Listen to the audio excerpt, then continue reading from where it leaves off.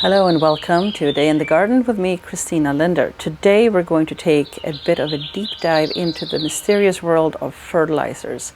This is a subject that many gardeners find confusing and sort of frustrating. And if you understand how fertilizers work, then you can save a lot of money and have a much more productive garden and actually achieve what it is that you want to achieve with the plants that you're growing. So most fertilizers will have three numbers on them, and these three numbers, they represent three particular things. So the first number is nitrogen, which promotes green, healthy growth. The middle number is phosphorus, and that promotes flowers and roots. And the last number is a little bit of a multivitamin, I guess you could say, and it also promotes strong stems. So this product that I have here, this is a lawn fertilizer, and you can see how a 2904 is very heavy in the nitrogen, which is what's going to make your lawn thick and lush and velvety and beautiful. It doesn't have a very big middle number because if you have an established lawn, you don't necessarily need it to bloom. And the last number will just encourage vigor and strength. So there are many different brands on the market of fertilizers, as there is with everything else. And we have another same brand fertilizer. This is a 23-23-3, and here you can see how the first number would promote a lot of nice green growth. The middle number, in this case, will promote root development and flowers. And the last number is a 3, so it promotes vigor, but it's not very heavy in the potash. So because of this fertilizer being so high in the middle number, this is a fertilizer that you could actually use in your flower beds as well to promote green growth as well as a lot of flowers. So what sometimes happens is when somebody puts on the lawn fertilizer, they feel that it's a smart thing to throw some of that into the flower beds at the same time and give the flowers some food. But what you're doing by using a very heavy nitrogen and low phosphorus fertilizer is that you're going to promote lots of green, lush growth, but you're not going to get a lot of flowers at all. So with the starter fertilizer, this is maybe a very versatile fertilizer that you might consider for your fertilizer inventory. So let's say you are starting cuttings and you are rooting a whole bunch of different things, cuttings from your garden perhaps. So then there are these kinds of fertilizers. This is a 10-52-10. So it is very good for promoting root growth, which is what you want to do when you are doing cuttings and such. But it's also going to promote flowerings. So if you have, let's say, a jasmine plant that is lush and green, but it's not giving you much in the way of flowers, you could do an application of something like this, and that would certainly get things flowering. There is also this type of fertilizer here. This is called Super Bloom, and this is a 10-40-25. So a bit low in the nitrogen, high in the phosphorus, and very high also, comparatively speaking, in the potassium. So let's say you have peonies and the flowers are gorgeous, but the stems are weak. Or maybe you want to promote both the flowering and the stems. Super Bloom would be something that you could apply, and you would apply that before the plant is starting to set blooms so that the buds and the stems can develop at the same time.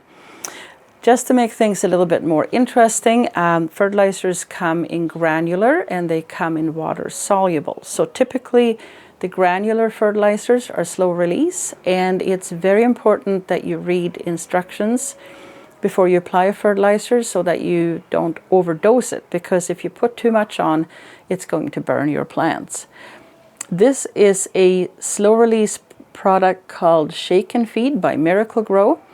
This is a 12-4-8. So this is something that you can apply to your garden if you find that things are getting a bit leggy. You know, maybe you got flowers, but the greens aren't really all that strong. It's kind of an all-purpose fertilizer, so you can apply this to all kinds of different things. Sometimes what happens is that you will find that despite the fact that you've fertilized, your greens aren't all that nice and green. They're kind of a little bit yellow, and that can be an iron deficiency. And then there's products like this. This is called Quick Green, and it is a 500, so it's got the nitrogen in it, but it also has iron. And when plants are going yellow and looking kind of sickly, it could also be that there's an iron deficiency. So this is a specific product for that sort of a thing. Root Mix or Root Booster, this product here, it is really great for starting cuttings as well. This also has a rooting hormone in it, as well as it's fairly high in the phosphorus. So there's all kinds of different brands on the market. Again, this is a very good one, but there's others that are really good as well.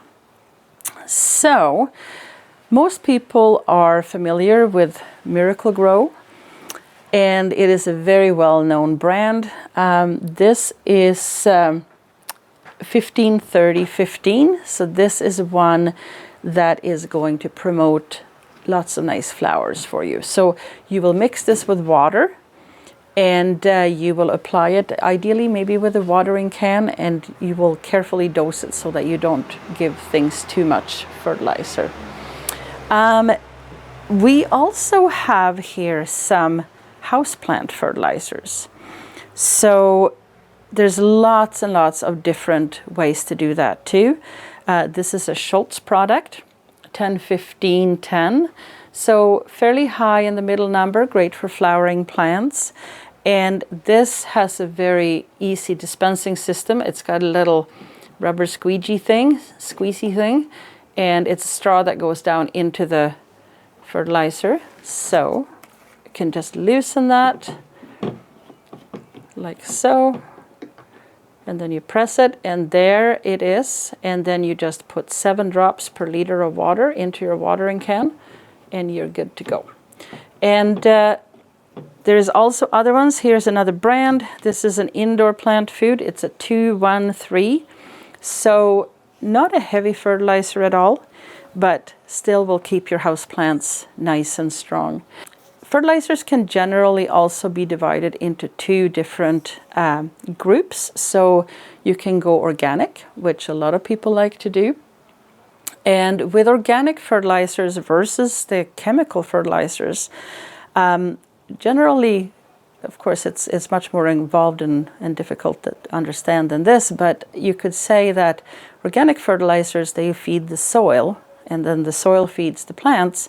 But with chemical fertilizers, they feed the plant directly. So if you use a lot of chemical fertilizers for a long period of time, you might find that your soil is quite depleted and of nutrients. And if you stop using chemical fertilizers, you might not have as much success growing a lot of things. If you have any questions about what kind of fertilizers you should apply, a very good idea is to get a soil test kit that tests for nutrients. So there's many different kinds of soil test kits. You can test for pH and all kinds of different things. But what you'd want is specifically a soil test kit that tests for nutrients. So my own garden is on very sandy soil, and we had a lot of issues getting things to bloom sufficiently. And it turned out when we did our test that we were very low in phosphorus. So then you can make changes and add things specifically for that. One of the organic fertilizers that are quite popular and quite famous is fish fertilizer, which this white bottle over here is. It's a 5-1-1. So it's fairly high in nitrogen. This is made with fish. So it has perhaps a rather pungent odor. And before you go ahead and fertilize your houseplants with this, or your garden, if you're having a dinner party later that night, you may want to plan that out a little bit so that, the smell doesn't become bothersome. So there is the granular, which you just apply to the soil around the plants within the drip line. And the drip line is generally considered the outermost branches straight down to the ground. And that is like where the root system will usually be. You can also do the water soluble, which you can water on the soil, but you can also put that in a spray bottle and spray it onto the foliage. And then that's called foliar feeding. And here we have an orchid fertilizer that is full of the micronutrients. It doesn't have the 3 numbers on it because what it does, it adds micronutrients, which are 7 very specific things. So the micronutrients are zinc, boron, iron, manganese, copper, chlorine, and molybdenum. And those things are kind of like, you know, a multivitamin that supports all kinds of different functions in the plant. And lastly, on the very end here, we have a little bag of a product that contains worm castings. It's also an organic product. And basically worm poop is very, very good for plants. So you can, in growing your garden, use chemical fertilizers if you want, or you can use organic things, including perhaps manures, compost, and those sort of things. And I would really encourage you to read up more about this, but as a quick introduction, I think we've covered the basics. So that's pretty much what I got for you today. Thank you so much for watching, and I hope to see you again. Please like, share, follow, and subscribe so I can see you again. Thanks a lot. Take care. Happy gardening. Bye.